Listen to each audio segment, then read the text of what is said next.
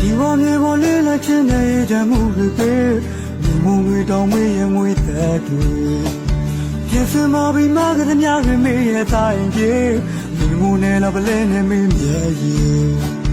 ဝါရဲ့မတရားမေးတွေခွင်လို့ပေါ်မေးရဲ့ဟိုရင်ငါဆိုးမိုက်ချင်းတွေတွေ့အကောင်းဆုံးဖြစ်ခဲ့တဲ့မေကျွန်တော်သာမသိနာမလဲငယ်ပဲသူမရင်ချမှုတွေရဲ့အခုတော့ဟိုမြေတီနော်ရောက်တော့ခိုင်းမှာမေစကားတန်ကြမိတယ်ဒီညမဆောင်းပဲပြီးတွေ့